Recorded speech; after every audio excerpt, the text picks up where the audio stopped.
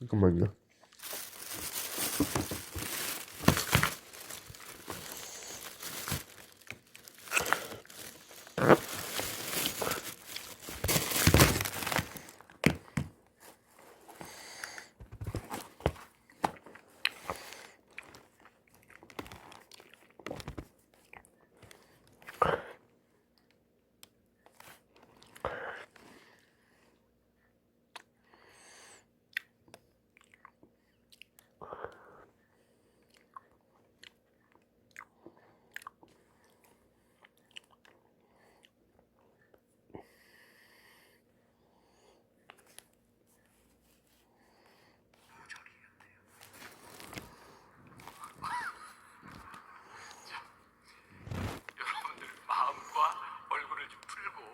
저도 그 얘기 듣고 깜짝 놀랐어요. 마루 전에 그 얘기 듣고.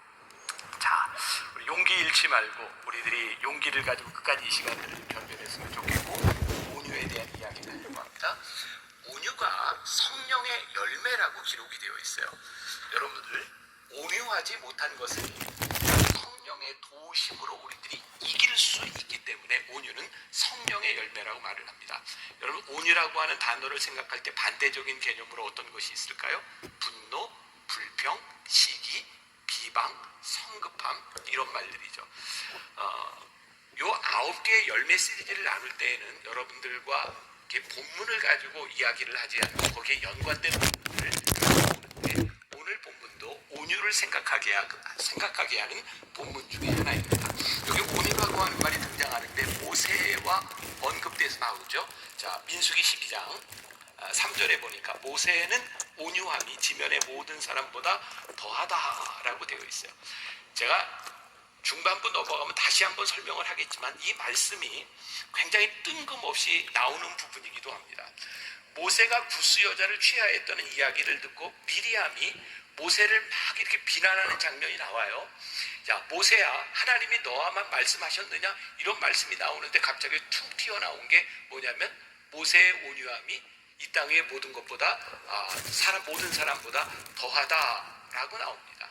지금 이 미리암이 온유하지 못한 것과 모세가 온유하다고 하는 것을 이야기하고 있는데, 미리암이 화를 내는 이유는 뭐였냐면 어떤 팩트에 근거한 것이 아니라 미리암의 감정에 대한 부분입니다. 제가 뒤에서 조금 더 설명을 할 겁니다. 우리들의 삶에서 우리의 온유를 방해하는 가장 큰 적이 있다면 그것은 감정입니다. 감정은 어떤 팩트에 대한 문제가 아니라 우리들 속에서 일어나는 그 감정들이 일어나기 시작할 때 온유와 대척점에 서게 되는 거죠. 미리암이 이야기합니다. 그의 형 아론이 이야기합니다. 그들이 이르되 여호와께서 모세와만 말씀하셨느냐? 우리와도 말씀하지 아니하셨느냐? 자, 이 말씀의 배경을 우리들이 조금 알 필요가 있어요. 배경을 제가 설명하는 것보다 성경을 읽어드리면 제일 정확할 것 같아요.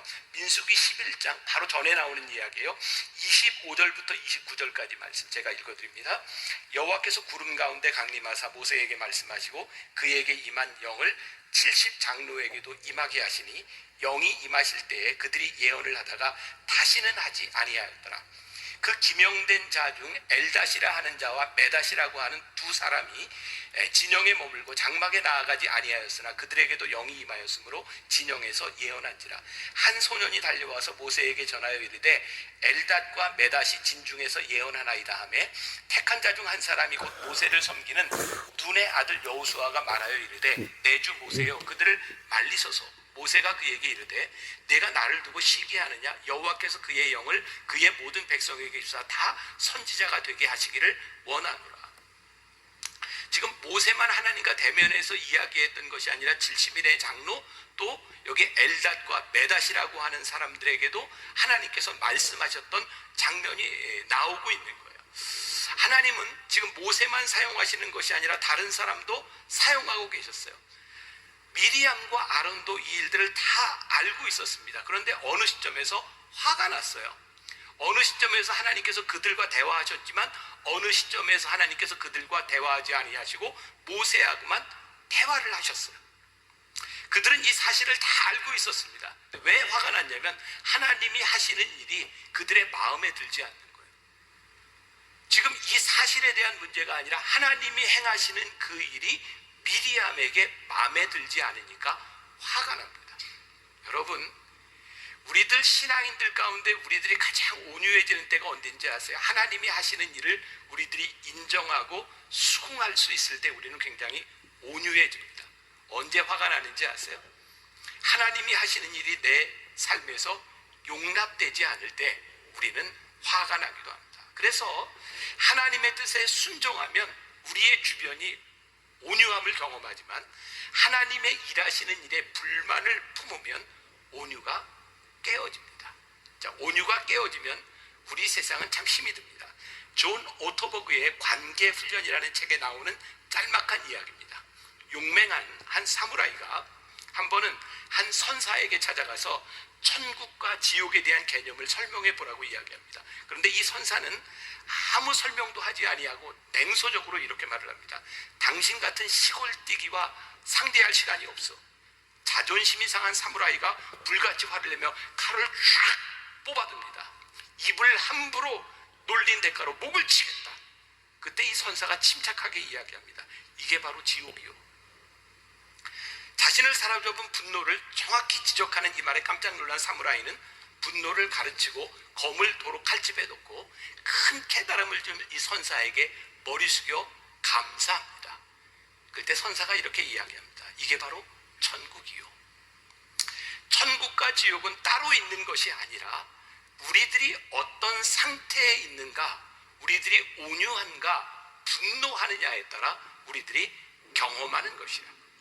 자, 왜 온유가 성령의 열매일까요? 우리의 감정이나 분위기, 우리의 생각, 이런 것들에 우리들이 맹목적으로 사로잡힐 때 우리 안에 분노와 시기, 질투를 제어할 능력이 우리들 가운데는 없습니다. 제가 이 성령의 9가지 열매를 여러분들과 함께 나누면서 또 제가 오랜 동안 설교를 하면서 또 지난 몇 주 동안은 우리 변화산 기도의 말씀을 이렇게 녹화했던 것을 새벽마다 쭉 들으면서 제가 깨닫게 된 게 있어요. 제가 여러분들과 함께 나누는 이 말씀이 설교가 정말 많은 이야기들이 아니구나. 제가 보니까 늘 한 이야기 또 하고 한 이야기 또 하고 예화가 조금 달라지고 성경 본문이 달라질 뿐이지 제가 계속 한 이야기를 또 하고 있더라고요. 무엇이냐면 우리들이 하나님 앞에 성령에 사로잡힌 사람으로 살아가느냐, 우리들이 육신의 소욕을 따라 살아가느냐, 결국 우리들이 하나님의 사람이냐 육신의 사람이냐에 따라 갈라지는 것, 그것을 제가 계속해서 이야기하고 있더라고요. 그러면 성령께서 우리를 다스리시지 아니하면 우리는 우리 속에 있는 시기, 불만, 분노 이런 것을 제어할 능력이 우리들에게 없는 것 같아요. 그래서 이 온유는 철저하게 성령의 다스림 가운데서 우리들에게 와지는 일이라는 것을 우리들이 깨닫게 됩니다.